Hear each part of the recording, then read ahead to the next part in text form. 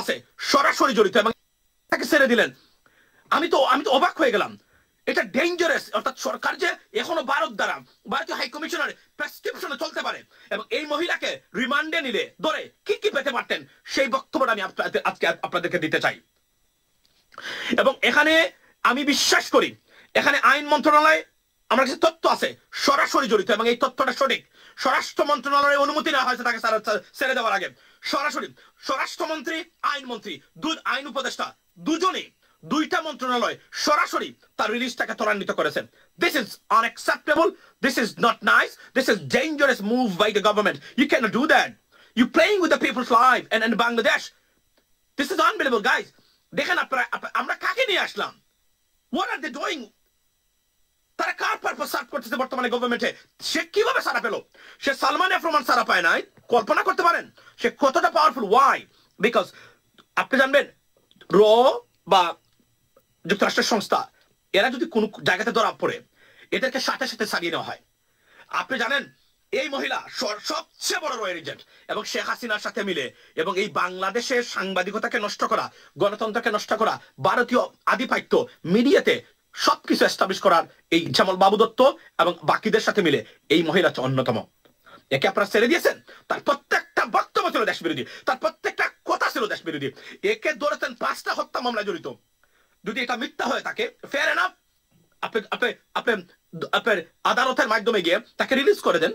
যদি মনে হয় যে মিথ্যা মামলা হয়েছে তার বিরুদ্ধে, উই আন্ডারস্ট্যান্ড দ্যাট, বাট দেশ বিরোধী ষড়যন্ত্রে প্রতিটা মুহূর্ত সে করেছে। আজকের এই বাংলাদেশ, যে বাংলাদেশটা আজকে আমরা বিচ্ছিন্ন অবস্থায়, আমরা জানি না বাংলাদেশের ভবিষ্যৎ এখন পর্যন্ত কোন পর্যায়ে যাবে। যে বিশৃঙ্খলা বর্তমানে প্রত্যেকটা জায়গাতে দেখতে পাচ্ছি, যদি আমাদের রাজনীতিবিদরা এবং এই গভর্নমেন্টের যারা আছেন, which is most unlikely, they're not competent, they're not smart, they're not tough, they're not a good manager, they're not a good CEO or executives. So to fix the problems, it's not easy for them because they're not fit for the purpose, right? Not all of them, except Dr. Yunus, but he's not a good executive. He's a very good, he has a nice image around the world. But উনাকে কেন্দ্র করে আপনি দেখেন আজকে মুন্নিশা কোনো অবস্থাতেই মুন্নিশা সারা পেতে পারে না। আমি আবার বলছি, আমাকে খুব শঙ্কিত করেছে আমাদের এই দেশে যে আমরা যাব, আমরা কোন নিরাপত্তা নিয়ে এই দেশে যাবো আমরা জানি না। মানে আমি তো বুঝতে পারতেছি না এখন। মানে এই দেশে আপনারা মুন্নিশাকে ছেড়ে দিয়েছেন, এটা কি বুঝতে পারছেন? এটা সিরিয়াস ইনফ্লুয়েন্স আছে গভর্নমেন্টে। মানে ভারতীয় বলয় যে না হলে আপনি দেখেন তাকে 2 দিনও রাখা যায় নাই। তাকে ওই থানাতে রেখেই বসাইয়া এখান থেকে বলছে আপনি জামিন নিয়ে পরে জামিন নেওয়ার জন্য অনুরোধ করেছে। What the hell is going on? সে নাকি জামিন নেবে।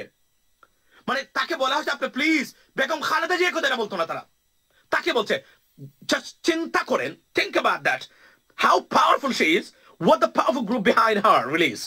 This is unacceptable এবং dangerous, guys. It's dangerous.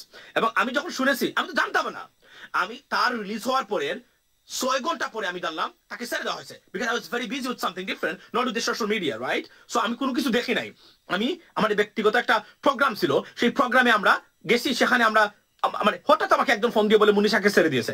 আমি শুনলাম ছেড়ে দিয়েছে মানে বুঝলাম না, আমি এটা বিশ্বাস করি নাই। পরে যখন আমি নিলাম তখন আমি বুঝেছি যে সরাসরি ভারতের, কারণ তাকে ধরলে কি হতে পারতো আমি আপনাদেরকে বলছি। এখন তাকে ধরলে রয়ের টোটাল প্ল্যান, বাংলাদেশ নিয়ে কি করেছে তারা, বিডিআর নিয়ে কি করেছে, বাংলাদেশের প্রত্যেকটা জায়গার ষড়যন্ত্র তার কাছ থেকে তার তথ্য সহকারে বের করা যেত। বাট যেহেতু এটা ডেঞ্জার তাদের জন্য, তাকে অনতি বিলম্বে এখন কি করবে জানেন? এখন গিয়ে সব ডকুমেন্ট সে সরাবে, সব তথ্য বিনাশ করবে, তথ্যগুলো একদম মুছে দেবে। You can't do that, it's a crime. Asif Nazrul সাহেব এবং স্বরাষ্ট্র উপদেষ্টা আপনাদেরকে বলছি, you guys committed crimes. It's a crime, it's absolutely a crime. We should not accept it. It is unacceptable. You cannot do that. প্রত্যেকটা তাকে রিমান্ডে নিলে সব বের হতো, প্রত্যেকটা তথ্য বের হতো, কোথায় কখন কিভাবে সবকিছু। কিন্তু আজকে তাকে আপনারা ছেড়ে দিলেন, আপনারা একটা জাজের মুখোমুখি করলেন না। কোন আইনে ছেড়ে দিলেন তাকে? মানে 54 হোয়াট? একজন হত্যা মামলার আসামিকে এভাবে জাজের অনুমতি না ছাড়া, আদালত ছাড়া, তাহলে এই দেশের আদালত কি আছে? এই দেশের সাথে কিভাবে চলছে এখন? এ তো দেখা যাচ্ছে ওই যার ইচ্ছা তাই, রাইট? মানে আমি যদি চাই আমি করতে পারি, আমি যদি চাই না আপনার কিছু হবে না। তাহলে আওয়ামী লীগের সাথে আপনাদের মধ্যে পার্থক্য কোন জায়গাতে? এটা জবাব দেওয়া লাগবে। কিন্তু মুন্নিশাকে কেন চালেন? এজন্য আমি বলছিলাম যে আমি কেন বিভিন্ন পদ্ধতি নিছি। আপনি জানেন আমি খুবই ক্ষুব্ধ। আমি আবারও বলছি, আমি এখন পর্যন্ত ভালো মানুষ আছি, আপনারা আমাকে ভেরি ওয়াইল্ড বুঝেন তো, মানে উতলে পড়া, বিপজ্জনক কথাবার্তা বা রাফ কথাবার্তা বলা, এটা দেখবেন আগামীতে। কারণ আমি আবারও বলছি, যদি আইনের শাসন না আসে বাংলাদেশে, মানুষের ভোটাধিকার নিশ্চিত না হয়, ভোট দেওয়া পাওয়া চাওয়া কোনো কারণে যদি ব্যতিগ্রস্ত কেউ করতে না পারেন, ভাই আপনার ফিরা মাই খাবেন কিন্তু আমার। You guys, it's going to be very, very physical and tough physical. Fight will be taken place. With the right concern of the government, those who are in charge, who are supposed to face these problems. You can't do that. Yes, that's why I started my gym again, because I gotta fuck this motherfucker son of bitches again. দলের শীর্ষ নেতাদের ডাকা হলো 3 থেকে 4টা দলের, কোথায়? ক্যান্টনমেন্টে। সেখানে আলোচনা হলো। আলোচনার এক পর্যায়ে অন্তর্বর্তীকালীন সরকারের ফর্মুলা দেয়া হলো।